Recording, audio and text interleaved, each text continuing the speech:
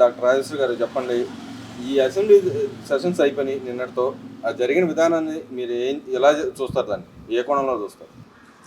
నేను ఏకపక్షంగా చెప్తున్నాను అని మీరు కానీ వినేవాళ్ళు కానీ భావించకపోతే, వాస్తవంగా ఇంత క్లీన్ అండ్ గ్రీన్ అనేది ఆయన ప్రోగ్రాం అయితే ఇక్కడ అన్ని సమస్యలు ప్రపంచానికి ప్రజలకి అర్థమయ్యేటట్లుగా చాలా గొప్పగా జరిగినాయి. అయితే ఇందులో ఒక చీకటి కోణం అనాలా లేకపోతే ఒక దుర్మార్గపు ఆలోచన అనాలో తెలియదు, కానీ సామాన్యుడు ఉద్యోగంలోకి వచ్చి సంతకం పెట్టి బయట తిరిగితే అతన్ని మనం సస్పెండ్ చేస్తారు. మరి ఇక్కడ అసెంబ్లీకి అటెండ్ అవ్వకుండా టీఏడిఎల్ తీసుకుంటా వాళ్ళ పోస్టులు పోకుండా, అంటే ఆ 60 రోజుల అటెండెన్స్ కోసం జగన్మోహన్ రెడ్డి అండుకోపడే తాపత్రయం చూసిన తర్వాత ఏ స్థాయికి వెళ్ళిన మనుషులైనా వాళ్ళ స్థితిని బట్టి ఎంత హీన స్థితికైనా దిగజారి ఏ తప్పులైనా చేయగలరు అనడానికి ఇది ఒక ఉదాహరణ. అంటే స్పీకర్ గారు కూడా అన్నారు కదా, దొంగతనంగా రావాల్సిన అవసరం ఉంది, మీరు ఎమ్మెల్యే పోటీ చేసి గెలిచారు కాబట్టి అంటారండి. దొంగగానే వస్తాడు. నువ్వు దొరగారా మెయిన్ గేట్లోంచి రమ్మంటే ఎలా వస్తాడు? వాళ్ళు రాలేరు. ఎందుకు రాలేరు అంటే గత ముఖ్యమంత్రి ఏమో అసెంబ్లీని చూడలేడు. ఆయన వెంట ఉన్న ఆ క్రికెట్ టీమో మరి బ్యాడ్మింటన్ టీమో ఏమైందో మనకైతే ఇంతవరకు తెలియదు, అఫీషియల్ ఆర్ అన్అఫీషియల్. వాళ్ళు ఆయన ఫాలో అయితే ఒక తప్పు, అవ్వకపోతే ఒక తప్పు. అసెంబ్లీకి వస్తే ఈ ప్రశ్నల వర్షానికి వాళ్ళు కొట్టుకుపోతారు. ఆ కొట్టుకుపోవడం అనే దానికి ఒక పాయింట్ చెప్తాను నేను. ₹1 కోటి ఇచ్చానన్నాడు వరదల్లో కొట్టుకుపోయిన వాటికి. ఆ ₹1 కోటి ఆచూకీ దొరికిందా, లేకపోతే ₹1 కోటి కూడా వరదల్లో కొట్టుకుపోయినాయా?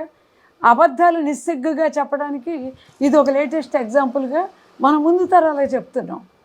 ఇది చూసైనా ఆ ₹1 కోటి ఆచూకీ ఆ ఇచ్చినాయనో పుచ్చుకున్నాడో చెప్తారని ఆశిద్దాం. అంటే ఇక్కడ ఏదైతే ఎమ్మెల్సీలో అంటే ఎమ్మెల్సీలో జరిగిన బొత్స గారి వ్యాఖ్యలు చూస్తే ఎలా అనిపిస్తుందండి? ఆయన అంటున్నాడు, ఇక్కడ సభలో లేని వ్యక్తుల గురించి ఎందుకు ప్రస్తావిస్తారని చెప్పి అన్నాడు. గతంలో వాళ్ళు చేసిన వ్యాఖ్యలు అసెంబ్లీలో కానీ ఇటు ఎమ్మెల్సీలో కానీ వాళ్ళు చేసిన వ్యాఖ్యల్ని ఈ వ్యాఖ్యల్ని ఎలా చూస్తారు? ఆయన ఏమడిగాడు అనేది మీకు అర్థమైనందుకు నాకు చాలా సంతోషం. అసలు ఆయన భాష ఎవరికీ అర్థం కాదు అనేది మా అందరి ఓవాచ. వాళ్ళు ఏ తప్పులైతే చేశారో అదే తప్పుల్ని ఇప్పుడున్న వాళ్ళ మీద నెట్టడానికి శతవిధాలా కృషి చేస్తున్నారు. వాస్తవంగా వాళ్ళకున్న కక్ష సాధింపు మనస్తత్వం కానీ, క్రూర మనస్తత్వం కానీ, అభివృద్ధి నిరోధక ఆలోచనలు కానీ ఉంటే ఈ రాష్ట్రం ఇవాళ ఇంత దేదీప్యమానంగా మళ్ళీ ప్రపంచ దృష్టిని ఆకర్షించే స్థాయికి క్రమంగా ఎదిగేదే కాదు. కాబట్టి అసలు బొత్స లేదు, మరొకరు లేదు. అసలు వాళ్ళందరూ నా ప్రకారం రాజకీయంగా కీర్తిశేషులు. అదేనండి, కీర్తిశేషులు అంటే చనిపోయిన లెక్క కదా. రాజకీయంగా అన్నాను నేను. నేను దయచేసి నన్ను మళ్ళీ బతుకున్న వాళ్ళని చంపేశానని కొత్త కేసుల్లో నన్ను ఏర్పాటు చేయమాకమ్మా. అంటే ఇక్కడ రాజకీయంగా అంటే అంత చలనం లేకుండా ఉన్నారంటారా? చలనం లేకుండా వాళ్ళు కాపాడుకునే పనిలో ఉన్నారు. వాళ్ళు రాష్ట్రం కోసము 1,31,00,000 మంది వాళ్ళకి ఓట్లేసిన కోసము ఆ 11 మంది పనిచేయట్లేదే. అసలు పులివెందులకి మాజీ ముఖ్యమంత్రి ప్రస్తుత ఎమ్మెల్యే ఏం చేశాడు? అదే పులివెందుల్లో ఆనాటి వివేకానంద గారి కేసు ఏమైంది? ఇవన్నీ ఎన్నిసార్లు అడుగుతామండి? అంటే ఆయన చెప్తా ఉన్నాడు కదా, జగన్మోహన్ రెడ్డి గారు ప్రెస్ ముందుకు వచ్చి చెప్తా ఉన్నాడు, వీళ్ళు ఇస్తాన సంక్షేమ పథకాలు ఇవ్వట్లేదు, డైవర్షన్ పాలిటిక్స్. అదే పాయింట్కి వస్తున్నానమ్మా. సంక్షేమం అనేది ప్రజలకి అని చెప్పావు. ప్రజల్ని రాష్ట్రాన్ని సంక్షోభంలో కుదిర్చేసి నువ్వు సంక్షేమంగా బతికేసావు. అసలు సంక్షేమం ఏంటి? వాడికి మనిషికి విద్య, వైద్యం ఈ రెండు ప్రధానం. అసలు వాళ్ళు ఏ రకంగానూ అభివృద్ధి చెందకుండా నీకు ఇంటికి తెచ్చి బియ్యం ఇస్తా, అందుకని అనేక రకాల వాహనాలు కొంటా, ఆ వాహనాల మీద నా ముఖాన్ని అన్ని చోట్ల చిత్రిస్తా, ఇవే నువ్వు చెప్పేది? ఒక మనిషి ఎదుగుదలకి మనం సహాయపడటం అంటే అర్థం ఆకలిగా ఉన్నవాడికి ఆ పూట అన్నం పెట్టడం కాదమ్మా, మంచి విద్య అందించాలి, అతను ఎదగాలి. యాచించే స్థితిలో జనం ఉండాలని నువ్వు అనుకున్నావు. వాళ్ళు శాసించే స్థాయికి ఎదగాలి అని ఇప్పుడున్న ముఖ్యమంత్రి గారు శతవిధాల కష్టపడుతున్నాడు. అంటే ఇక్కడ మీరు విద్యా వ్యవస్థ విషయానికి వచ్చేప్పటికి గత గవర్నమెంట్లో విద్యా వ్యవస్థను అంతా నాశనం చేసిపోయాడని చెప్పి పూర్తిగా, కొద్దిగా కూడా కాదు. అసలు ప్రక్షాళన అనేది టీచర్స్ నుంచి మొదలవ్వాలి, ఆ అధ్యాపకుల నుంచి మొదలవ్వాలి, యూనివర్సిటీ స్థాయిలో మొదలవ్వాలి. అన్నిటినీ మించి తల్లిదండ్రుల్లో మార్పు రావాలి. మాకు ఉచితంగా భోజనం పెడుతున్నారని పంపేవాళ్ళు ఆ తరహా కాదు. వాళ్ళని ఎడ్యుకేట్ చేయడానికి, మోటివేట్ చేయడానికి విద్యా సంస్థ నుంచి, విద్యాశాఖ నుంచి కొన్ని టీమ్స్, వాళ్ళు సీనియర్ సిటిజన్సా, జూనియర్సా, స్వచ్ఛంద సేవకుల అనేది మీ మీ మీ స్థాయిలో మీరు ఆలోచించండి. ఎల్కేజీ నుంచి పీజీ వరకు ప్రతి స్థాయిలో మోరల్ క్లాసెస్ ఉండాలి. తల్లిదండ్రులకు కూడా పిల్లల పట్ల ఎంత శ్రద్ధ వహించాలి అనేది చెప్పాలి. టీచర్స్ వాళ్ళ పిల్లలకి ఎంత కేర్ తీసుకుంటారో సొంత పిల్లలకి, వీళ్ళ మీద కూడా అంత దృష్టి పెట్టాలి. విద్యా వ్యవస్థ మారనంత కాలం ఈ రాష్ట్రం, ఈ దేశం, ఈ ప్రపంచంలో గొప్ప మార్పులు రావు. అంటే ఇక్కడ మీరు అన్నట్టుగానే లోకేష్ గారు ఏదైతే ఉన్నారో ఆయన కొన్ని మార్పులు తీసుకుంటూ వచ్చారు. పిల్లలకి శనివారం, శుక్రవారం, శనివారం రెండు రోజులు బుక్స్ లేకుండా ఉండటం, ఆటల మీద, మిగతా కల్చరల్ యాక్టివిటీస్ మీద చేపిస్తూ ఉన్నారు కదా, ఆ వ్యవస్థ ఎలా పనిచేస్తుంది అంటారు? ఒక మాట చెప్తామేనండి, వాళ్ళకి ఫిజికల్గా హెవీనెస్ లేకుండా ఆయన అలా చేశాడు అన్నది మీరు చెప్పారు.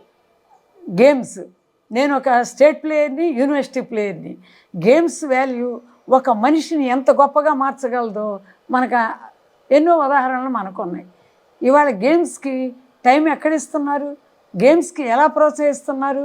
గేమ్స్లో అకృత్యాలు జరగకుండా ఎవరు కాపాడుతున్నారు? గేమ్స్లో ఉన్న పేద పిల్లలు ఎంతో శక్తివంతులు ఉన్నారు, ఎంతో ఉత్సాహవంతులు ఉన్నారు.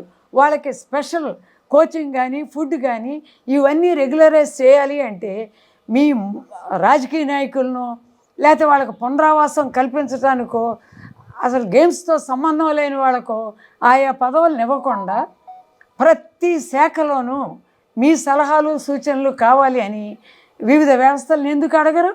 అంటే ఇక్కడ మీరు అంటున్నారు, కానీ వైసీపీ నాయకులు అంటున్నారు గత గవర్నమెంట్లో మేము చేసిన పాలసీలు చాలా మంచి, ఈ గవర్నమెంట్ వచ్చిన అసలు వైసీపీ అనేది నా దృష్టిలో ఆంధ్రప్రదేశ్లో లేదు. వైసీపీ నాయకులు అనేవాళ్ళు లేరు అని మీరు లేదని అంటున్నారు, కానీ వాళ్ళు ఉన్నారని మీరు అంటున్నారు. నేను అంటాం కదా, వాళ్ళే చెప్తాను మేము 30 ఏళ్ళు నెక్స్ట్ మేమే ఉంటామని వాళ్ళే చెప్తారు. వాళ్ళు అలా చెప్పటం వలన దావోస్కి వెళ్ళే ముందు ఈ కథ అల్లారు. అలాగే వాళ్ళ ఉనికిని వాళ్ళు కాపాడుకోవడానికి ఇలాంటి వికృత చేష్టలు చాలా చేస్తారు. అందులో ఇది ఒక భాగం. 30 ఏళ్ళు ఉండేవాళ్ళు 11 సీట్లకి ఎందుకు వచ్చారు? అంటే ఇక్కడ ఇంకో వ్యవహారం కూడా తీసుకొస్తున్నారు వాళ్ళు, రాజధాని సెల్ఫ్ సస్టైన్. ఇప్పుడు రాజధాని అన్నారు, అసలు మీరు ప్రశ్న అడగొద్దు, నేనే చెప్తా. ఈ రాజధాని ప్రపంచ దృష్టిని ఆకర్షించే స్థాయికి చంద్రబాబు నాయుడు గారి నాయకత్వం ఎంత ఉపయోగపడుతుందో మీరు చూస్తున్నారు. ఆయన ఎలా తీసుకురాగలడో ఈ 5 ఏళ్ళు, ఒక ఏడాది అయిపోవచ్చింది, 6 నెలలు దాటిందా, 7 నెలలు దాటినాయి అని మనం చెప్పొద్దు.